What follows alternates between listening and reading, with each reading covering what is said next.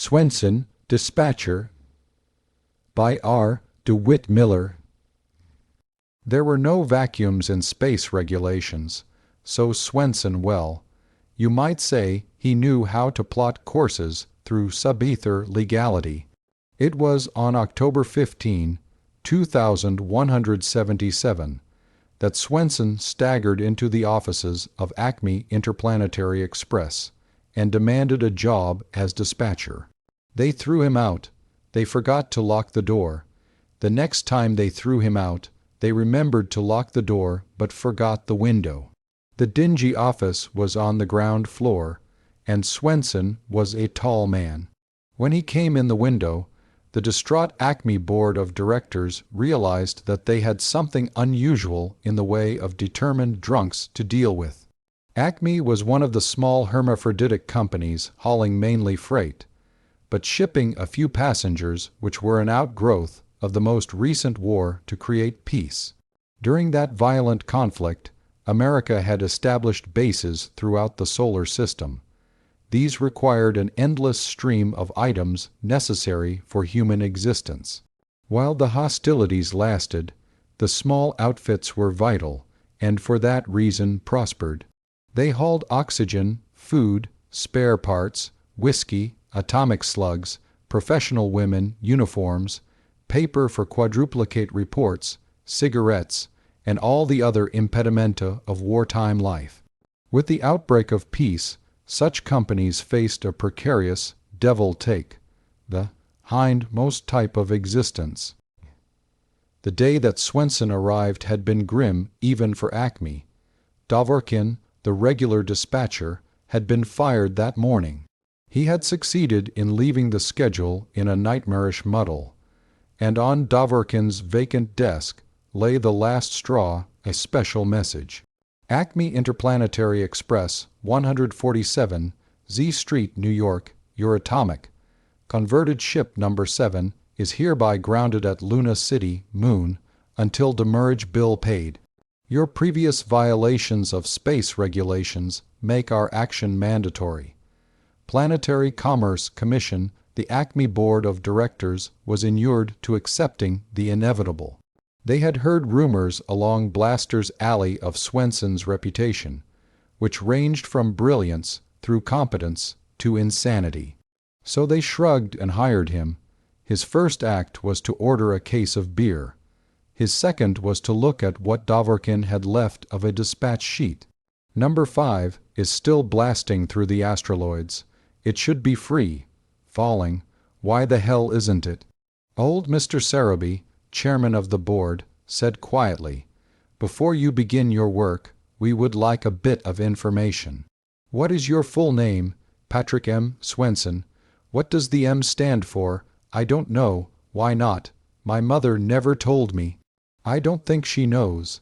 "In the name of God, why don't you send number 3? What's your nationality?" "I'm supposed to be a Swede." "What do you mean, supposed?" "Will you open one of those beers? I asked you." Swenson made a notation on the dispatch sheet and spun around in the swivel chair. "I was born on a Swallow-class ship in space between the moon and Earth. My mother said my father was a Swede. She was Irish. I was delivered and circumcised by a rabbi who happened to be on board. The ship was of Venusian registry, but was owned by a Czechoslovakian company. Now you figure it out. How did you happen to come here?" "I met Dvorkin in a bar. He told me that you were in trouble." "You are." "Is one of the Molten Trust's ships at Luna City?" "Yes." "Then that's why you're grounded. They've got an in with the Planetary Commerce Commission." "What's the demurrage?" $76,000. "Can you raise it?" "No." Swenson glanced at the sheet. "How come number 2 is in New York?" "We're waiting for additional cargo.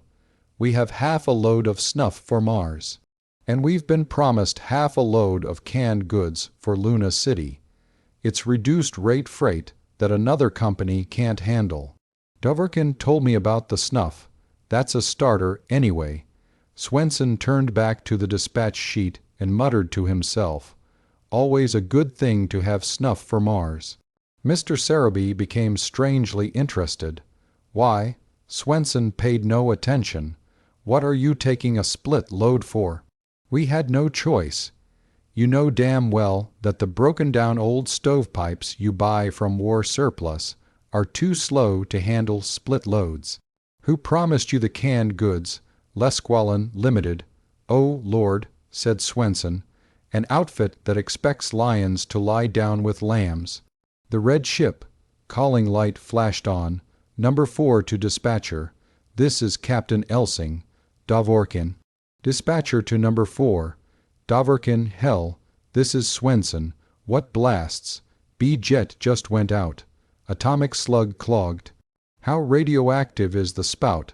Asked Swenson. Heavy. Have somebody who's already had a family put on armor and clean up the mess, Swenson said, and alter course for Luna City. I'll send you the exact course in a few minutes. When you get to Luna, land beside the Molten Trust's ship. Now stand by to record code. Swenson reached back to Mr. Sereby. Acme Private Code Book. Silently, the chairman of the board handed it to him. When Swenson had finished coding, he handed the original message to Mr. Sereby. The message read, Captain Elsing, have crew start fight with Molten's crew. Not much incentive will be necessary. See that no real damage is done. Urgent. Will take all responsibility. Explain later. Sereby. Swenson, Mr. Sereby said quietly, you are insane. Tear that up. With slow dignity, Swenson put on his coat. He stood there, smiling and looking at Mr. Sereby. The memory of Dvorkin stalked unpleasantly through the chairman's mind. Everything was hopeless, anyway. Better go out with a bang than a whimper. All right, send it, he said. There is plenty of time to countermand after I talk to you. When Swenson had finished sending the coded message, he turned back to Mr. Sereby. What's this I hear from Dvorkin about a senator being aboard number 7 at Luna? A member of the board began, after all. Mr. Sereby cut him off. Your information is correct, Swenson. A senator has shipped with us. However, I would prefer to discuss the matter in my private office. Swenson crossed the room to the astrographer in the calculating booth and said, Plot the free, falling curve for number 5 to Mars. Then he followed Mr. Sereby into the chairman's office. Half an hour later, they came out and Swenson went back to his desk. First he glanced at the free falling plot. Then he snorted, called the astrographer and fired him. Next he said to Mr. Sereby, Is that half load of snuff? Yes, it is. You know Martians as well as I do. With their type of nose, they must get quite a sensation. I understand they go a bit berserk.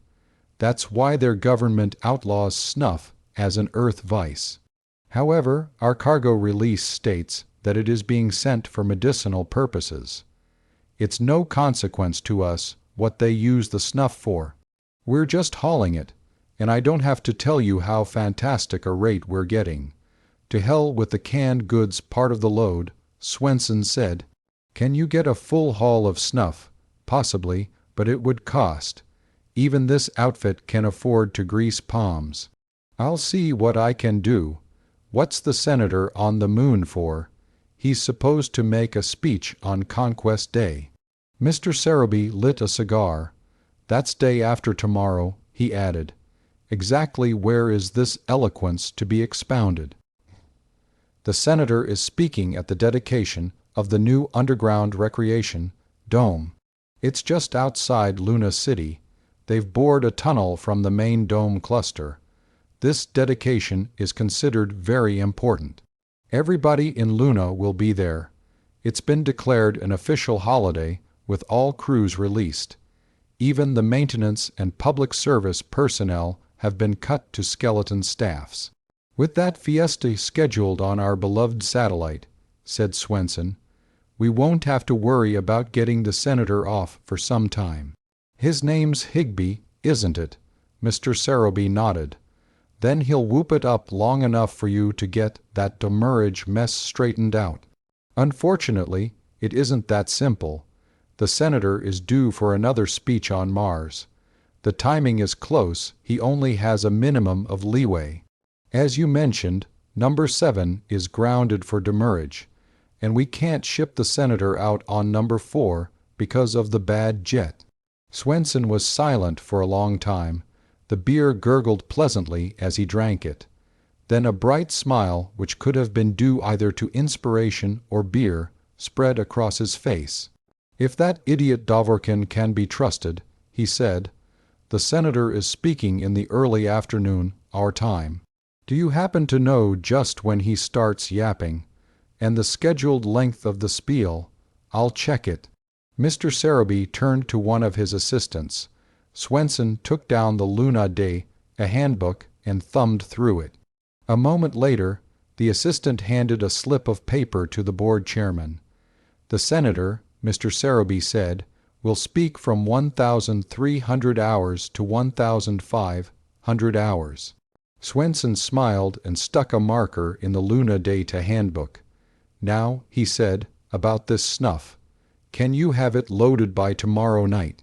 "I don't see how. Remember our agreement in the office. If we don't do something, we're through, so all we can do is lose. Leave me be, and don't ask questions. I want to blast number 2 into low Earth orbital tomorrow night." Mr. Sereby looked off into that nowhere which was the daily destiny of Acme. "All right," he said. "I was born a damn fool. I'll do my best to have a full load of snuff aboard somehow tomorrow night." Swenson went back to his dispatch sheet. During the next 5 hours, he looked up only long enough to order another case of beer and a new astrographer.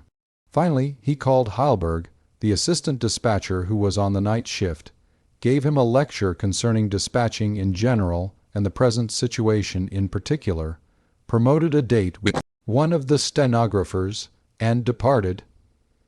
When Swenson came back the next morning, he was sober, ornery, and disinclined to do any work. He cornered O'Toole, the labor relations man, and began talking women. O'Toole was intrigued but evasive. "Your trouble," Swenson said, "is not with women. It's with evolution. I don't blame evolution for creating women. I blame it for abandoning the egg, just when it had invented a reasonable method of reproduction which didn't make the female silly, looking and tie her down needlessly for 9 months. I don't think they're silly, looking. Maybe you don't, O'Toole, but I do. And you must admit that 9 months is a hell of a long time to fool around with something that could be hatched in an incubator under automatic controls. Look at the time saving. If evolution hadn't abandoned the egg idea, half the human race wouldn't waste time being damned incubators." O'Toole backed away. He had never heard the legend of Swenson's egg speech. "Don't tell me," Swenson went on, "that evolution is efficient." "Are you married, O'Toole?" "Yes. I wouldn't you rather your wife laid an egg than I don't know," O'Toole interrupted.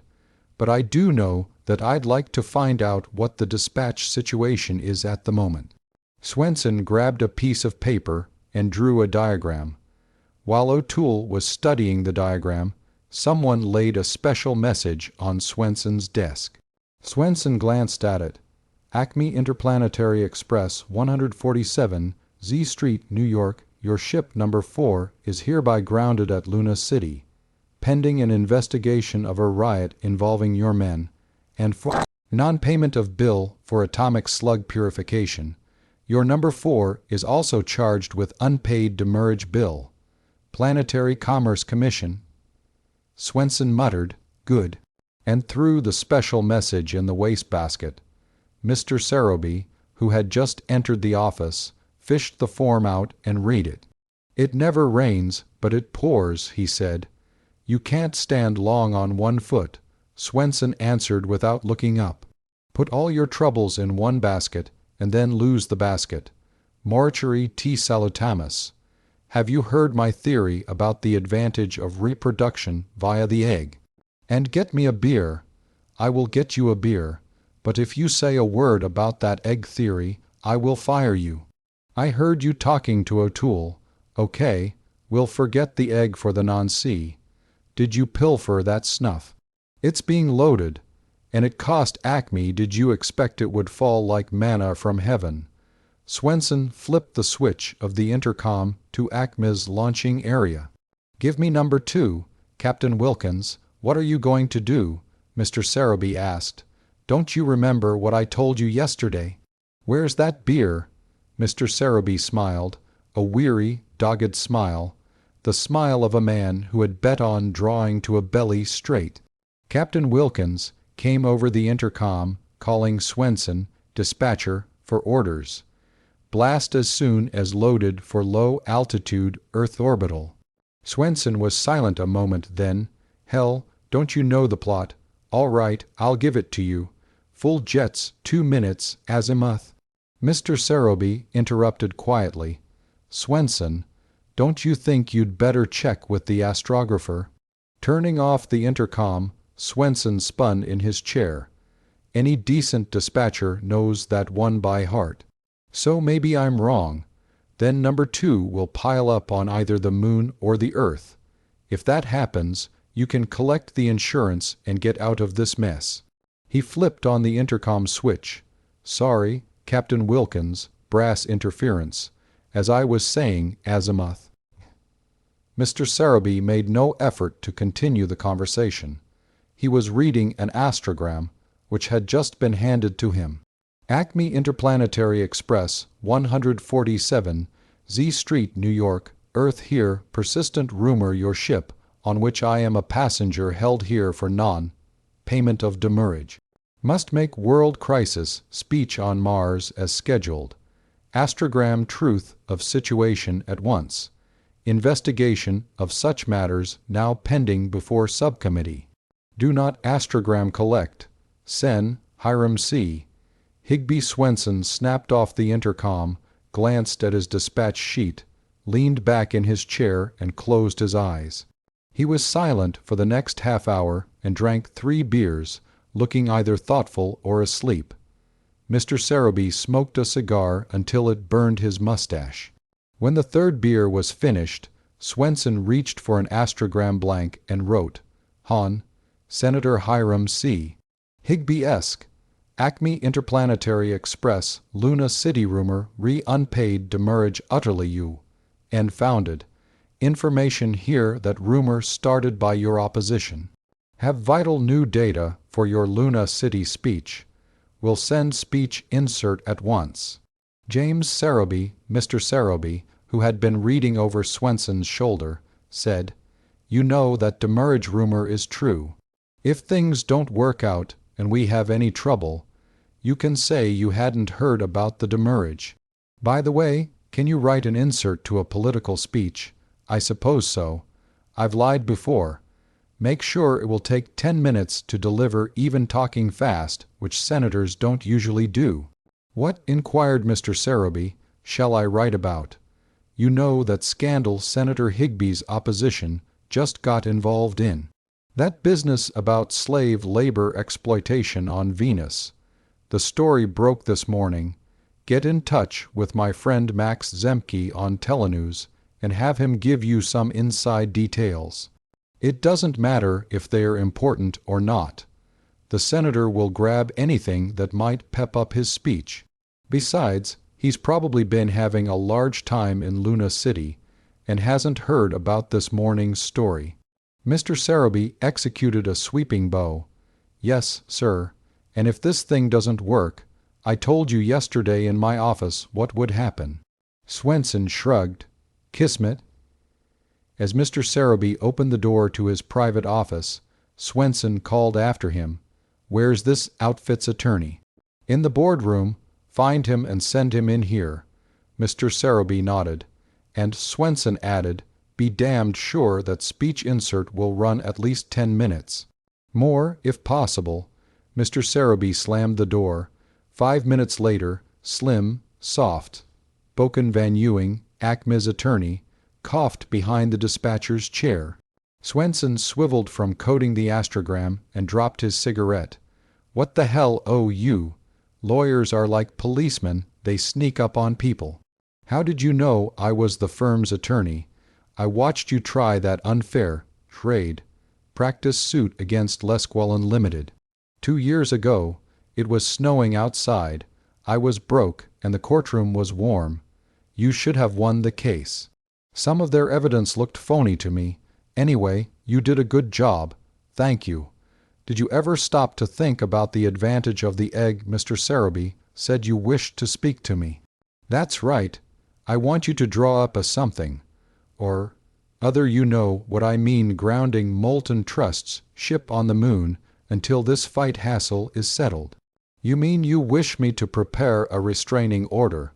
"Restrain, yeah, and restrain them as long as you can. I wish you could restrain them forever. This solar system would be a better place. On what grounds am I to base my order?" "Claim they started the fight, and our crew's so bashed up that we haven't enough able men to blast off. But I'm afraid we can't prove that. And what's it going to cost us to try? You're on retainer. The total bill for said restraining order will be only the price of some legal paper and the services of a notary. The stenos hired by the month, like you." Van Ewing looked puzzled. "What good will it do? You know how long it takes courts to do anything. Before your order is tossed out, Moulton will have been grounded for a week." Van Ewing lit his pipe.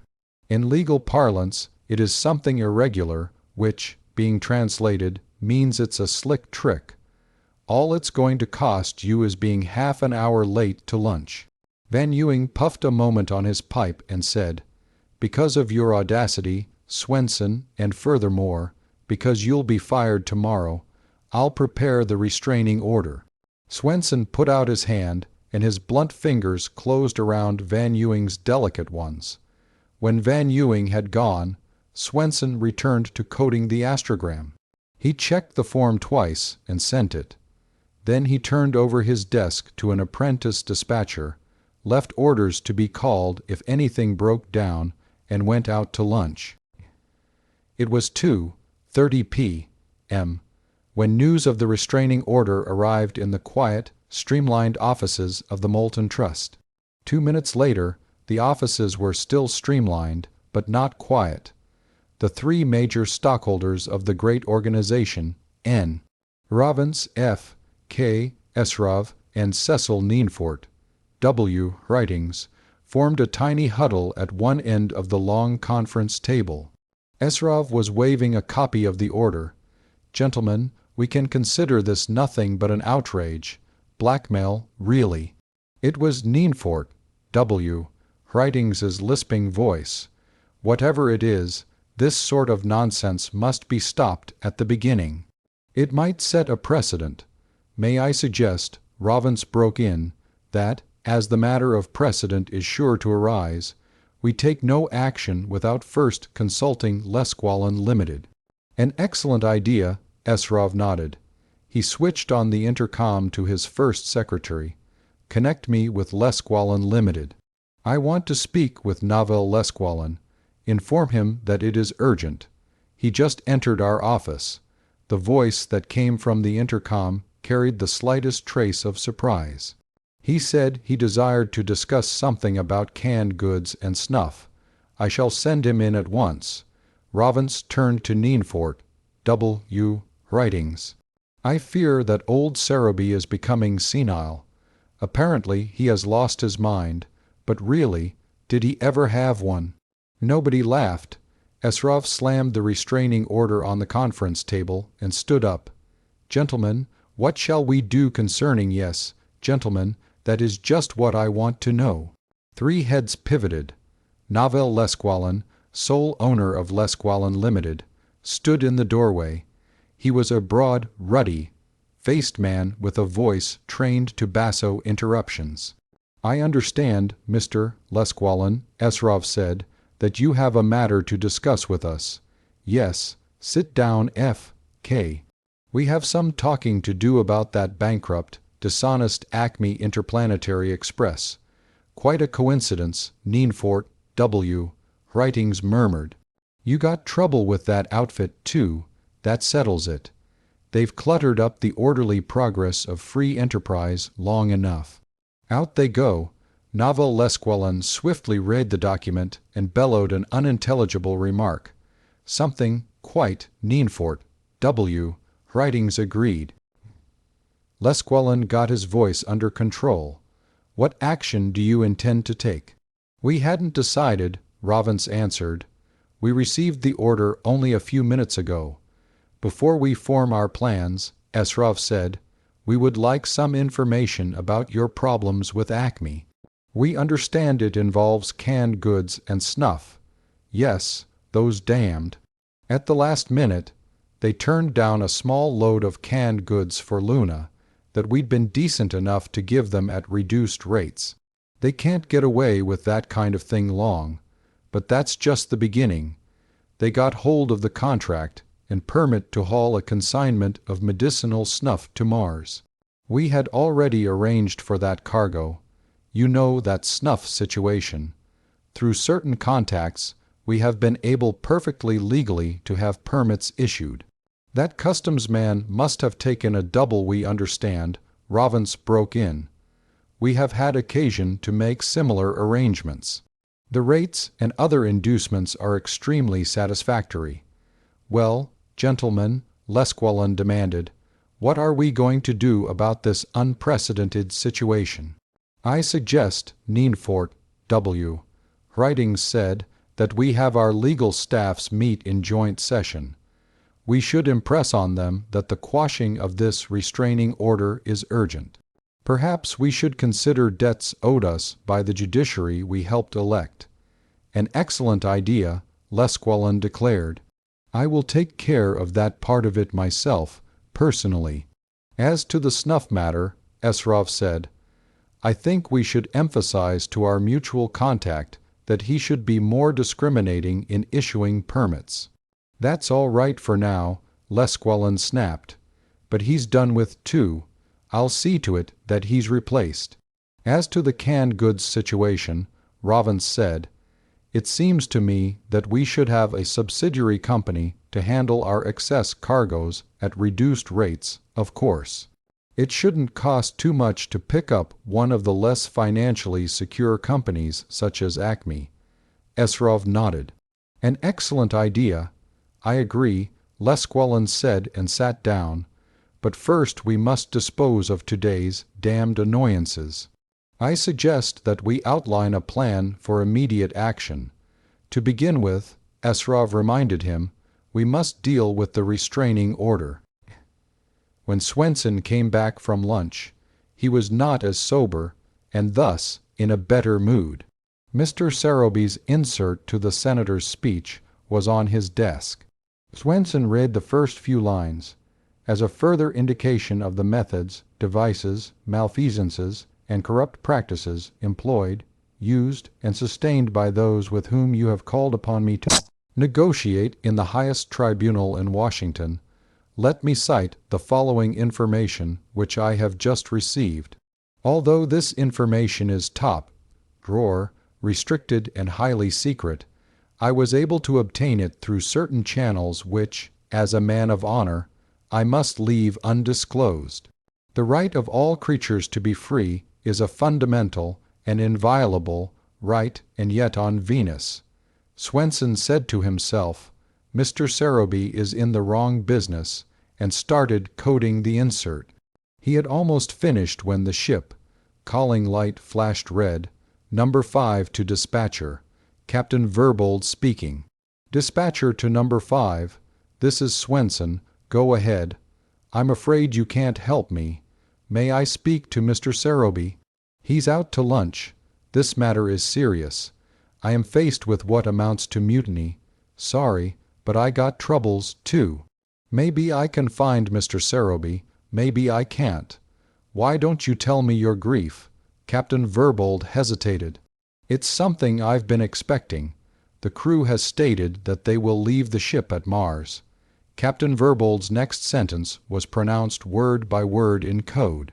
I even have private information that there is a plot to take over the ship and blast directly to Earth, where the crew feel their case can be more justly presented. What are they squawking about? Everything. Wages have not been paid for 6 months. Poor radiation shielding. Food not up to standard. You know the story. It's not the first time I've heard it. What am I to do? First, read them section 942 in your copy of Space Regulations, said Swenson. If they divert ship from Mars without your permission, it's mutiny. That means the neutron death chamber, or, if they are very lucky, life sentences to the Luna penal colony. Get them all together and raid it to them. You're free. Falling now, so even the jetters won't have to be on duty. But if I could talk to Mr. Seroby, I've already told you I don't know where the hell he is. He couldn't do you any good, anyway. Didn't you ever read Space Regulations? Section 19. The captain of a ship in flight is solely responsible for the maintenance of discipline, and his orders cannot be changed or overruled. Swenson, you said a moment ago that this was your first suggestion. I presume, therefore, that you have others. I have 2 others. Swenson paused long enough for a brief study of his master ship location chart, which he had just brought up to date. The chart showed the position of all ships at the moment in space. There's a patrol cruiser loaded with gendarmes 3 million miles behind you on a course paralleling yours. It's one of the new Aero class, and if they blast full, they can catch you in 10 hours. Mention to the crew that you could notify the police boys and have them pick you up and escort you to Mars. What is the patrol ship's number and call letters? Aero British Earth number 96. Call letters MMZA. Thanks. If things get too bad, I might take advantage of our valiant guarders of the spaceways. All right, you said you had 3 suggestions. What's the third?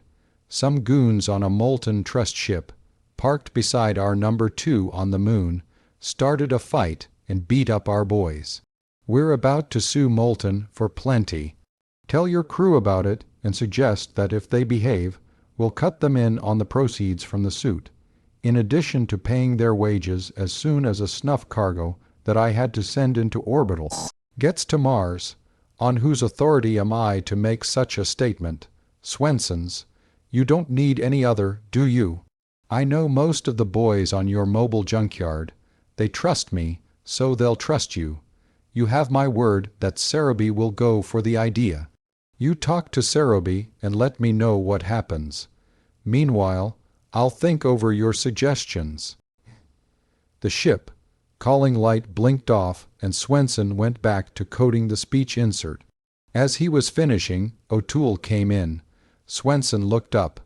O'Toole, sure, and it's one hell of a job you're doing. You've got me in a fight with myself. My Swedish half wants to ignore you, and my Irish half wants to punch you in the nose.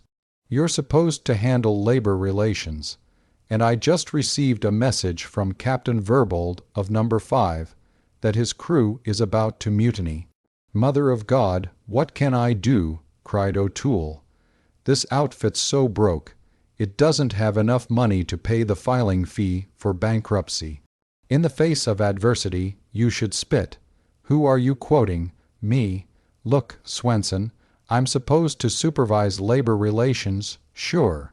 Labor is something you hire. That's done by paying wages on time. At least you should have brains enough to understand the advantage of the egg. What? Asked O'Toole blankly. I've already explained it to you. Apparently it didn't get past your hair.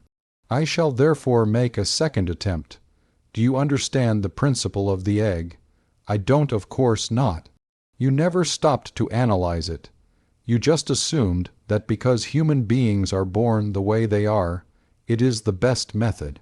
How much pain and trouble does a hen have laying an egg? Does she getting back to number 5? O'Toole said firmly. What did Captain Verbold consider the advantage of the egg from another angle? O'Toole. Let's say your wife lays an egg, and at the moment you don't have money enough to support another child. All you would have to do is put the egg in cold storage until your ship comes in. Then you can take the egg out and incubate it. Instead of being the click of the latch as O'Toole closed the door caused Swenson to spin in his chair. Tossing his pencil on the dispatch sheet, he put on his coat and went home. When the dispatcher for Acme Interplanetary Express arrived at the office the following morning, a special message lay in sublime isolation on his desk. Swenson opened a beer and read the message. Board of Directors, Acme Interplanetary Express gentlemen, your restraining order concerning our ship at Luna City can only be considered as representing a warped and intolerable concept of justice. We will take every legal action available to us. Moreover, your action in refusing, without notice, a load which we were so kind as to offer you and your immoral dealings in contraband snuff forced us to sever all commercial relations with your organization. We are taking appropriate action with the Planetary Commerce Commission. Yours sincerely, Molten Trust Lesqual Unlimited. Swenson was smiling cherubically and bringing his master chart up to date when O'Toole came in. Swenson, did you have eggs for breakfast? And how goes with the dispatch? Carefully noting the last change of ship position on the master chart, Swenson turned to O'Toole. Things are like so, he said, and drew a diagram. While O'Toole was studying the diagram, Swenson placed a call to Molten Trust. Give me Esrov. Yes, Esrov himself. This is Swenson, Acme Interplanetary. If Esrov doesn't want to talk to me, jets to him, but I think I have some information he can use. Will you please hold on, Mr. Swenson? I will convey your message. Swenson looked at O'Toole for a moment in silence. No, I don't like eggs for eating. My theory concerns another aspect I know, said O'Toole resignedly. Esrov's urbane voice came from the desk speaker. Mr. Swenson, you have some information for us. Yes, Esrov. I've just seen your message to our board, and I want you to know that I can certainly understand your position. I could not prevent the restraining order. However, I have a suggestion as to what you can do about it. We are doing everything we can. Didn't you support Senator Higbee for re-election last year? Well, he has shipped with us on an inspection tour of planetary outposts.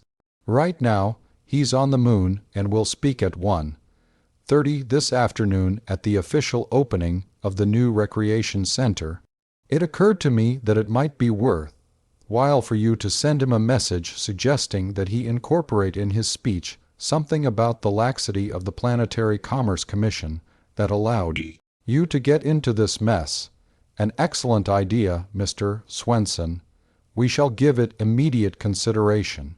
And, by the way, if for any reason your employment with Acme should terminate, we should be able to find a suitable position for you with our company. Thanks, Esrov. Swenson switched off the set. You dirty, stinking, O'Toole blared, double-crossing. Calm down, O'Toole. Don't get off the rocket until she's on the ground. I've got reasons. Reasons? You haven't even got reason. And you're a crook. Now don't let my Irish half get on top. I want that senator to talk as long as possible. Let's go back to the egg. You've laid it. For the last time, let me explain. If evolution had followed my theory, I, being a man, would not lay eggs. Women would, and therefore they would escape Swenson. Mr. Sarabee called from the door of the boardroom. You are hired tentatively as a dispatcher, not an egg evolution theorist. Now come in here. The board wants to talk to you. Swenson jerked the diagram out of O'Toole's hand and followed Sarabee. 10 minutes later, he came out of the boardroom saying, Gentlemen, the senator speaks at 1:30 this afternoon. At 6:00, either fire me, crucify me and make me drink boiled beer alone, or give me a raise. The clock on the wall over the dispatcher's desk showed 2:59 when Swenson called Acme's Luna City terminal. Dispatcher to numbers 7 and 4 have crew standby to blast off in exactly 15 minutes. I don't give a damn about regulations or the P.C. This is an order from your company. It must be obeyed. Number 7 will follow course as originally planned, destination Mars.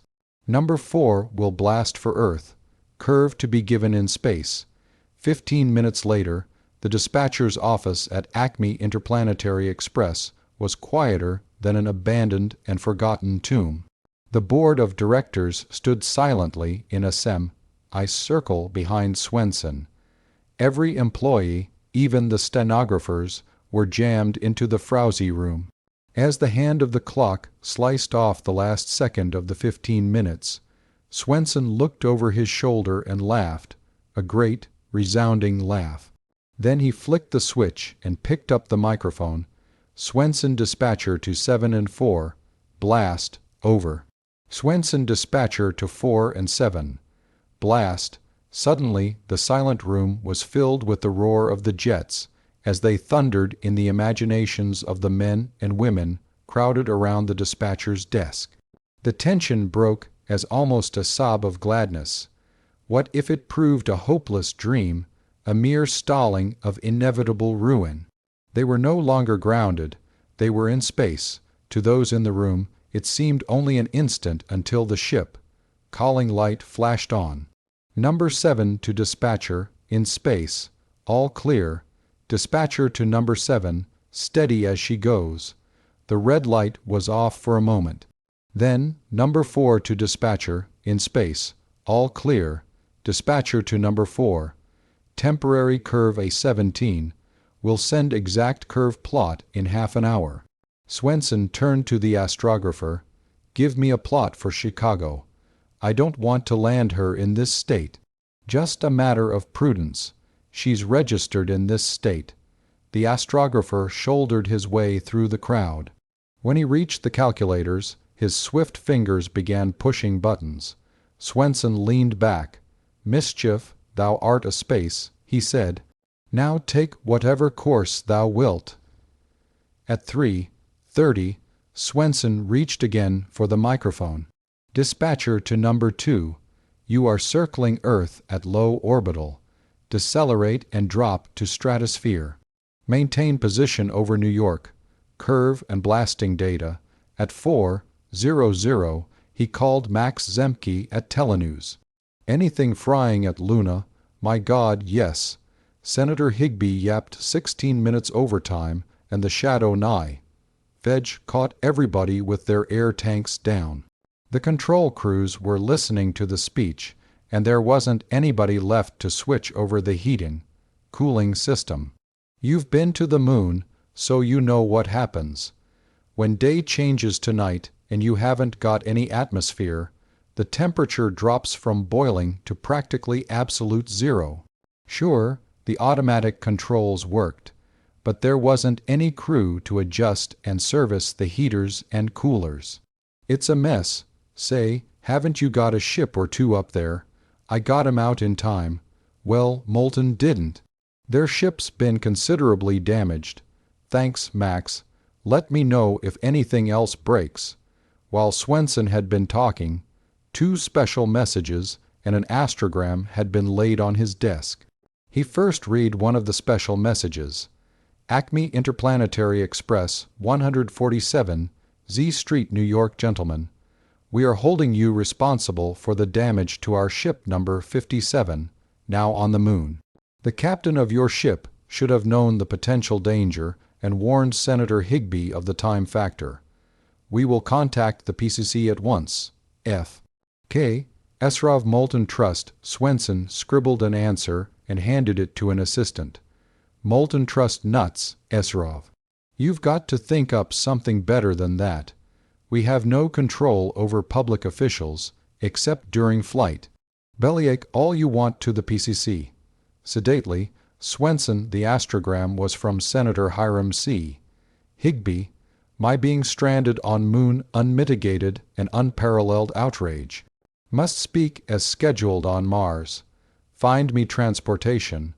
Will deal later with your company concerning infamous treatment. Sen, Hiram C.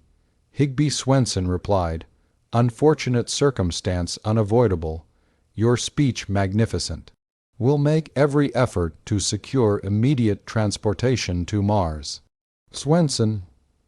The second special message was from the PCC and asked with crisp and blunt formality why 2 Acme ships, which had been officially grounded by the Commission, had blasted off the Moon. In answer, Swenson was mild and apologetic. What else could he have done? Surely the Commission must understand that his first duty was to save his ships from damage. He had been informed by his captains that the shadow nigh, Fedge, was almost due, and there was no possibility of the control crews servicing the temperature change compensators in time. It was an emergency. The matter of the grounding could be settled later.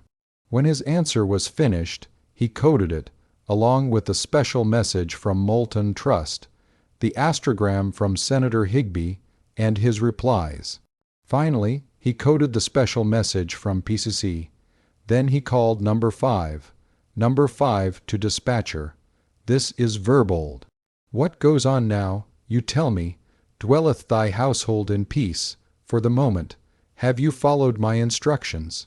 In general, yes. Did your crew hear Senator Higby's speech? Most of them. What else is there to do in this trap? I could think of a lot of things, but as long as the crew heard the honorable spiel, that's all that matters. Do you know about the little affair half an hour ago at Luna City? No. Check your news recorder. Have the item broadcast to the crew. Then decode the sequence of messages I'm about to send and read them at your discretion to the men. Stand by to record code. When he had finished, Swenson leaned back and opened a beer. All we can do now is wait. But I'd give my grandmother's immortal soul, if the old shrew had one, to be in the sacred sanctum of Moulton Trust. Lesquelin sat on the edge of the long table in Moulton's boardroom.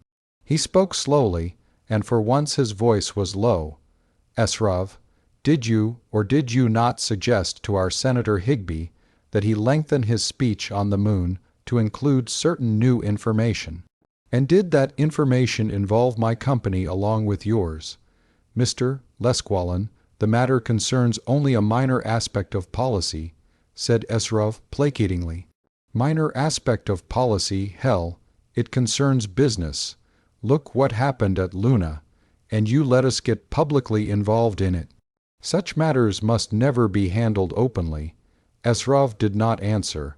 Did you send such a message, Rovance? Rovance shook his head. Lesquelin turned to Nienfort.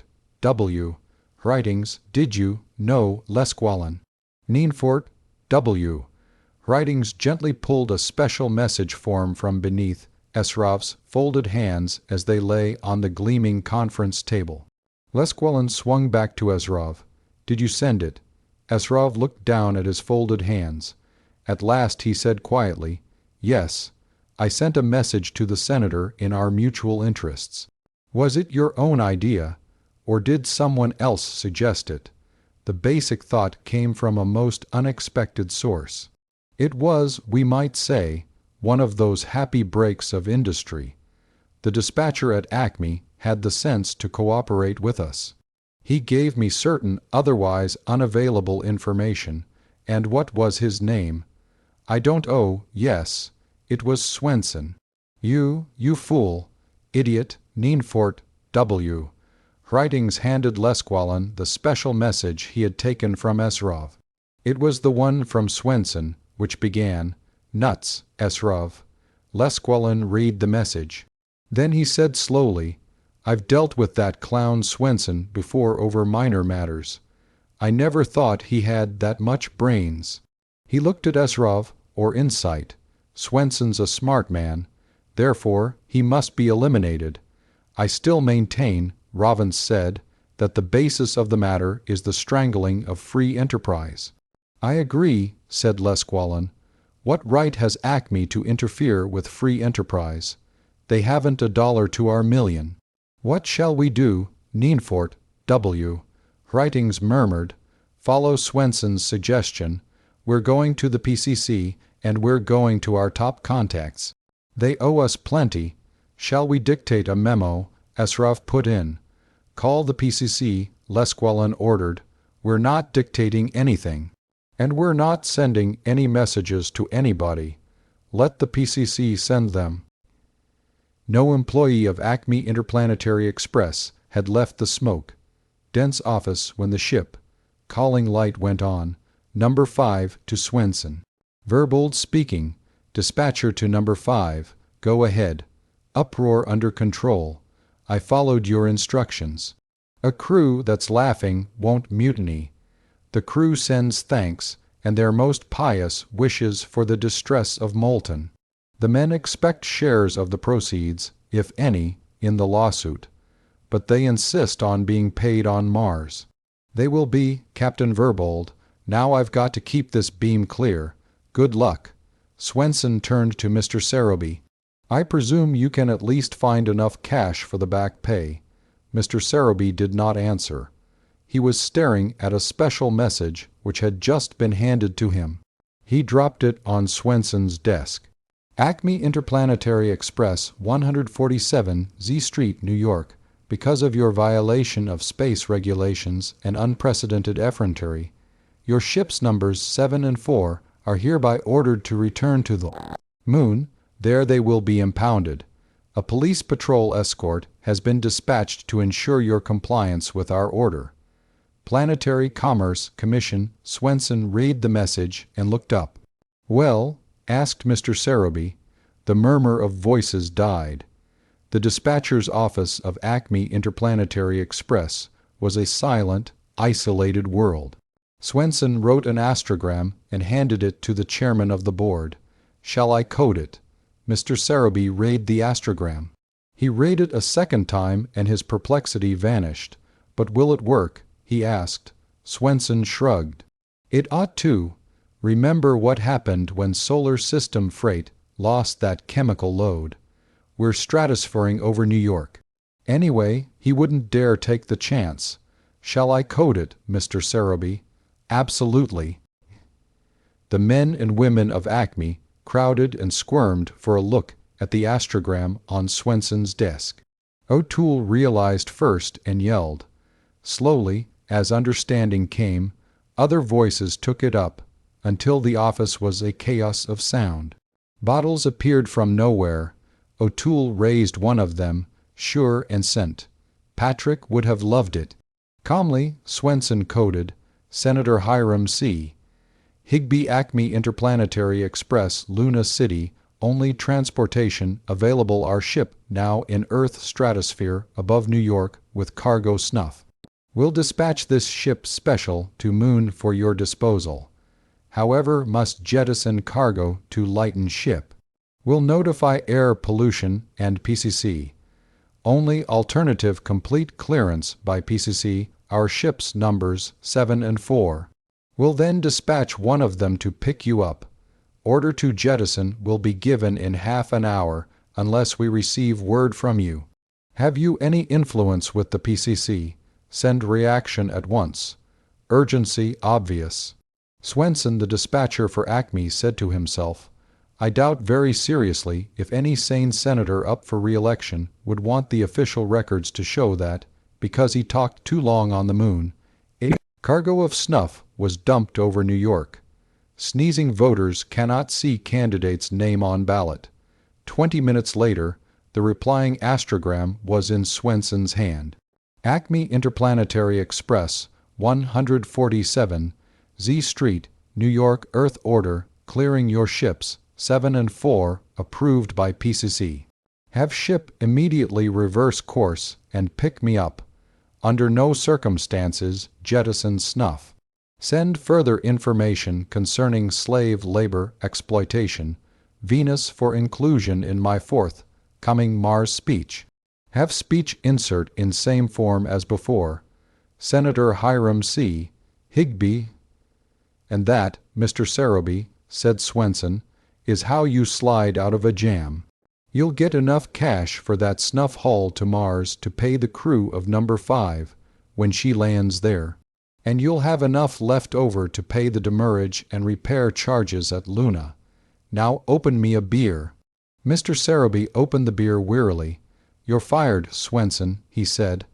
"I'll be damned if I'll write another speech or be your bartender." Swenson drank and smiled. The ship. Calling light flashed red. "Number 3 to dispatcher. This is Captain Marwavan. Compartment holed by meteorite. Cannot land on Ganymede until we make repairs. Send me the orbital curve so we can circle until the hole is patched. And tell Mr. Seroby that the crew is complaining about back pay." Transferring the beer to his other hand, Swenson grabbed the microphone. "Dispatcher to number 3.